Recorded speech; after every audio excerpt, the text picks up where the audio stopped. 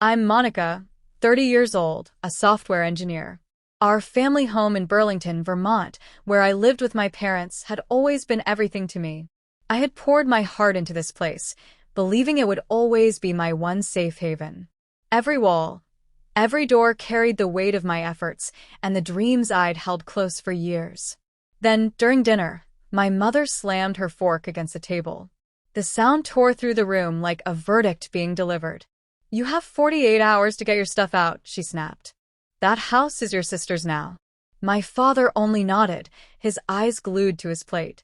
And my sister, who'd been living comfortably in California, barely acknowledging this home, was suddenly handed everything. I looked around the house, remembering how I had carried its weight, cared for every corner, and kept it standing as a real home. All those sacrifices, all that effort, erased in a single brutal sentence. The one who gave nothing received everything, while I was discarded like I had never belonged here at all. I froze. My heart pounded violently, the air thick and suffocating. Their words sliced straight through me, but arguing would have been useless. I rose quietly, walked to my room, gripped my phone with shaking fingers, and started planning something they would never expect. They thought I'd simply leave. They were wrong. In 48 hours, when my sister walked into that house, she would regret ever claiming it. Before we continue, I want to know, what time is it where you are, and which city are you watching from? Leave a comment so I can see how far my story has reached. The next morning, I woke up in our Burlington home with my mother's words still weighing heavily on my chest. I'd spent years shaping this house into ours, believing it was a shared promise. Living with my parents, I had taken on their burdens, pouring my heart and my savings into every corner. After their financial collapse 5 years ago, I stepped up. My job in software engineering paid well, so I covered the mortgage, $80,000 over 3 years, when they couldn't. I never hesitated. This was our home, the place I'd grown up, the place where every memory felt sacred. I still remember the day the bank called, threatening foreclosure. My father sat at the kitchen table, head in his hands, papers spread everywhere. My mother paced the room, her voice tight with fear. "We're going to lose everything," she said. I couldn't let that happen. I drained my savings, worked overtime, and paid off the loan. The relief on their faces made it worth it. Or so I thought. I painted the living room a warm beige, replaced warped floorboards, and fixed the creaky stairs. Every nail I hammered felt like another promise to keep this family together. My sister, meanwhile, was practically a ghost. From California, she called maybe twice a year, always too busy with her marketing job. When I mentioned the mortgage, she laughed. "That's your thing, Monica," she said once, her tone dripping with indifference. I sent her photos of the new living room, the new curtains, the plush sofa I'd saved up for. She didn't reply. I told myself it was fine. I was doing this for the family. I used to walk through the house at night, running my hands across the walls I'd painted, feeling like they were mine. But underneath, there were cracks no paint could hide. My parents leaned on me more every year. My mother would ask for just a little help with bills, and I'd pay them. My father stopped working after a layoff, and I handled his car repairs. I didn't mind, not then. I thought we were a team. I'd sit in the living room, the one I'd made warm and cozy with throw pillows and a rug, and imagine growing old here, maybe raising my own kids someday. The house wasn't just a building. It was proof that I could keep our world together. Looking back, I missed the signs. My mother's conversations with my sister got longer, her tone softer than it ever was with me. My father mentioned her job in California with a pride I never heard directed at me. I brushed it off, convinced it was normal. They were my parents. They wouldn't turn on me. But last night's dinner proved me wrong. Giving the house to my sister wasn't just unfair, it was a slap in the face. Every dollar I'd spent, every hour I'd worked suddenly felt stolen. I walked into the living room, staring at the sofa I'd bought. It wasn't just furniture, it was mine, paid for with my overtime checks. The TV, the washer, the curtains, everything in that house had come from me. If they wanted me out, then they'd feel exactly what I'd given. My sister hadn't lifted a finger, yet she'd walk into a home I built from the ground up. Not if I had any say in it. I opened my laptop, my hands steady now. I wasn't going to beg. I wasn't going to cry. I was going to show them exactly what they were throwing away. By early afternoon, I needed answers. So I called Kristen, my best friend since our college days at the University of Vermont. She's a lawyer now, sharp and straightforward, always the person I turn to when life spirals. Sitting on my bed, surrounded by the familiar walls of my childhood home, I poured out everything from the night before. I told her how my mother had slammed her fork down, her voice cutting through the air with that 48-hour ultimatum, and how my father just sat there, silent, letting her hand my home to my sister. Kristen didn't interrupt, just listened, her steady calm grounding me. "Do you have any legal papers for the house?" she asked, her tone shifting into full business mode. "Anything from your parents or from before them?" I mentioned my grandfather, who'd owned the house before he passed 2 years ago. I'd always assumed it went straight to my parents afterward. Kristen went silent for a moment.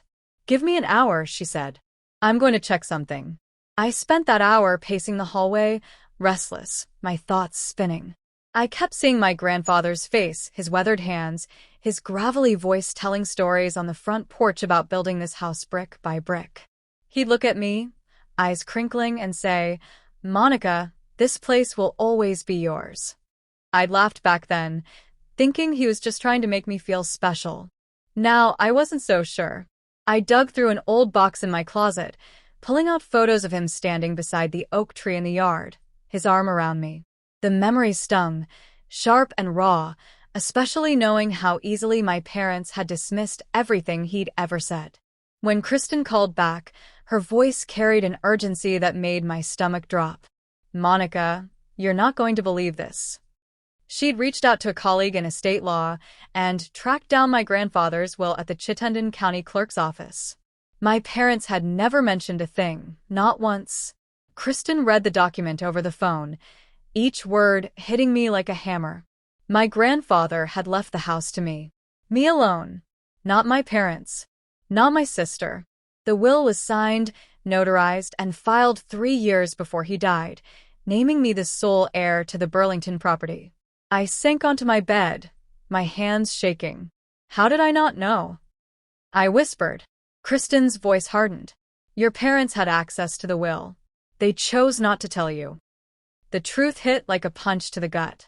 The two people I'd trusted all my life had hidden my grandfather's final wish, just to hand the house to my sister. Suddenly, everything made sense. The long, soft conversations with her, their pride in her California life, their silence about everything I had done. They watched me pour $80,000 into this home, fix every broken corner, restore every room, while planning to give it all to someone who hadn't set foot here in years. My chest tightened, a burning mix of anger and heartbreak. This wasn't just unfair. It was betrayal, deliberate and cold. I stood up, jaw clenched, and walked into the kitchen. My grandfather's old coffee mug sat on the counter, chipped and faded, a relic I'd kept for years. Holding it, I remembered his promise, his belief in me. They had tried to erase that, to rewrite his legacy for their own reasons. Why? Because my sister had a family? Because they assumed I'd simply accept it? I wasn't sure, but it no longer mattered. They had crossed a line, and I wasn't letting them win. Kristen's voice broke through my thoughts. "This will is ironclad, Monica," she said. "You have legal rights to the house. We can challenge this." Her words felt like a lifeline pulling me out of the fog. I didn't know every step yet, but I knew one thing with absolute certainty. I wasn't walking away. I grabbed a notebook from the drawer, my hands steadier now, and started listing everything I could use. Bank statements, receipts, proof of every contribution I'd made. Kristen promised to meet me the next morning to map out our options. She mentioned a few legal steps we could take, like filing a claim to enforce the will, but we had to move fast. My parents thought they'd blindsided me, that I'd pack up quietly and disappear. They had no idea what I was capable of. I sat at the table, pen in hand, ready to fight for what was already mine. The next morning, I woke early, my notebook still open from the night before. My parents were gone, visiting friends in Montier, leaving the house silent and still. I stood in the living room, staring at the sofa I'd bought with my first big paycheck, a plush gray piece that took months to save for. If they were forcing me out, I wasn't leaving a single thing behind for my sister to claim. I picked up my pen and started listing every item I'd paid for: the flat-screen TV mounted on the wall, the stainless steel washer in the basement, the curtains I'd chosen to match the beige paint I'd rolled on myself. Each item felt like a small piece of me, proof of the years I'd spent keeping this house alive. I called Kristen to finalize our legal strategy. She was already at her office, her voice crisp through the phone. "We'll file a claim to enforce your grandfather's will," she said. "It's straightforward, but we need proof of your contributions." I pulled out a thick folder stuffed with receipts. Every purchase, every repair, every dollar I'd poured into this home. Kristen suggested getting a notarized affidavit documenting my financial role, and we agreed to meet later to sign it. A surge of control swept through me, like I was finally taking back what had always been meant for me. But first, I needed to secure my belongings. I searched online for moving companies in Burlington and found Green Mountain Movers, a local crew with solid reviews. I called and spoke with a man named Tom, explaining that I needed a rush job. "Can you do it today?" I asked, my voice firm. He hesitated, then agreed to send a truck by noon. I gave him the list: the TV, the sofa, the washer, a few smaller items like the microwave, and my bedroom dresser. "This is personal property," I told him. "I'm taking what's mine." Tom didn't ask questions, just confirmed the address and quoted a price. I hung up, pulse steady, knowing this was the right move. While waiting, I walked through the house, double-checking my list. The kitchen table, a hand-me-down from my grandfather, wasn't mine to take, but the chairs were bought last year after my mother complained about the old ones. I tagged everything with sticky notes, marking what stayed and what went. The process was methodical, almost calming, like reclaiming pieces of my life. I focused on the task, avoiding thoughts of my parents or my sister. Every item I marked was a reminder. This was my work, my money, my home. Around 10, the doorbell rang. It was Mrs. Linda, our neighbor across the street, a kind woman in her 60s who always brought cookies at Christmas. She had seen me pacing through the window and came to check in. "You okay, Monica?" she asked, her eyes soft with concern. I didn't tell her about the will or my parents' betrayal. It still felt too raw, but I admitted I was moving things out. "It's complicated," I said, forcing a smile. She squeezed my arm. "You've always been good to this house. Whatever's going on, you don't deserve it." Her words hit me hard, and I blinked back tears, grateful for her support. Mr. William, another neighbor, stopped by shortly after, his work boots dusty from the morning shift. He had known my grandfather well, always swapping fishing stories. "This place meant a lot to him," he said, glancing around. "And to you?" I nodded, unable to speak. Their kindness gave me strength, a reminder I wasn't truly alone, even if my family had turned their backs. I thanked them, promising to explain later, and they left quietly, leaving me to my work. The movers arrived at noon, a 3-man crew with a white van. I walked them through the house, pointing out the tagged items. They worked fast, hauling the sofa and TV to the truck, wrapping the washer in blankets to avoid scratches. Watching them carry my things out felt strange, like dismantling my life, but it also felt right. I wasn't giving my sister a free ride. Kristen called again, confirming our meeting time and reminding me to keep receipts for the moving costs. "This strengthens your case," she said. I agreed, my resolve hardening. By late morning, the house felt emptier, but I felt stronger. My parents and sister had thought they could erase my place here. They were about to learn otherwise. By mid-afternoon, the house was hollow, my belongings gone with the movers. I stood in the living room, bare walls echoing where the sofa and TV had been. Then came a sharp knock at the door. I opened it to find my sister, Tara, standing there with a suitcase at her feet, eyes narrowed as if she already owned the place. She'd flown in from California, probably expecting a fully furnished home. I braced myself. This wasn't going to be civil. Tara pushed past me, her heels clicking on the hardwood. "Where's everything?" she snapped, scanning the empty room. Her voice was sharp, laced with entitlement. I crossed my arms, standing firm. "I took what's mine," I said evenly. Her face flushed. "Yours? Mom and Dad said this house is mine now. You don't get to strip it bare." I stepped forward, voice steady but cold. "I paid for that sofa, the TV, the washer, everything I took. You didn't contribute a dime." Her eyes widened, but she didn't back down. "You think you're entitled because you threw some money around?" she shot back. "This is my home now, Monica. You're out." The air crackled with tension. I clenched my fists, fighting the urge to shout. "You haven't been here in years," I said. "I kept this place standing while you were off in California, ignoring us." Tara laughed, a harsh, bitter sound. "Oh, please. You stayed here out of pity, playing the good daughter. Mom and Dad chose me for a reason." Her words cut deep, but I didn't flinch. "They chose wrong," I said, stepping closer. "You don't know half of what I've done for this family." She stormed through the house, checking the kitchen and basement, her face growing redder with each empty corner. "The chairs, the curtains," she yelled, spinning back to me. "You took everything." I held her gaze. "Only what I paid for. You want a house? Furnish it yourself." Tara's hands shook as she pulled out her phone, voice trembling with rage. "You're unbelievable. I'm calling Mom and Dad. They'll deal with you." I shrugged, leaning against the wall. "Go ahead. They're not here." She froze, confused.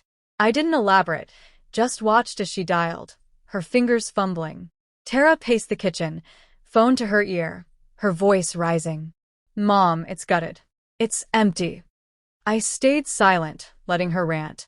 She hung up, glaring at me. "They're coming back from Montpelier tonight," she said, venom in every word.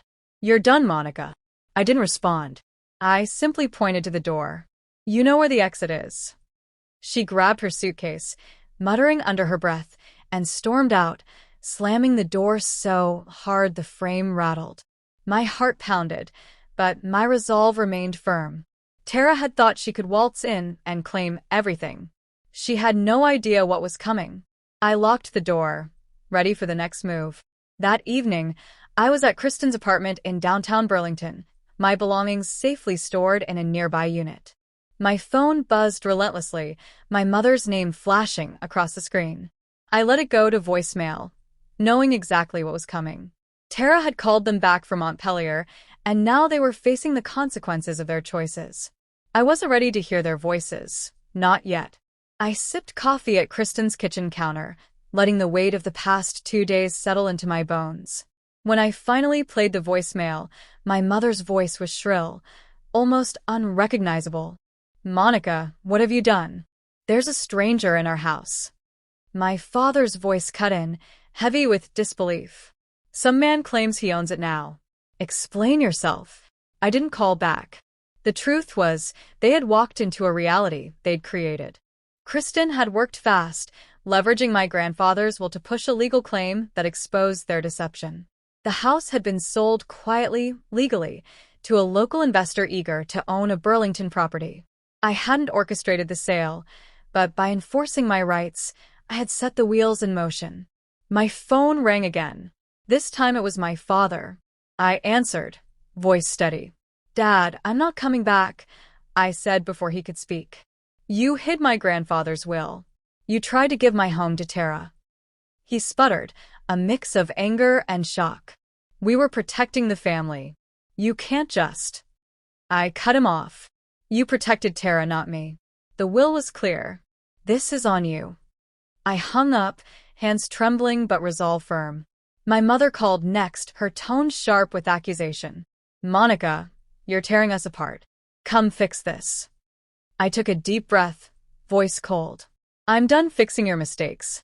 Talk to Kristen about the will." I ended the call, silencing my phone. Kristen sat across from me, laptop open, papers spread out.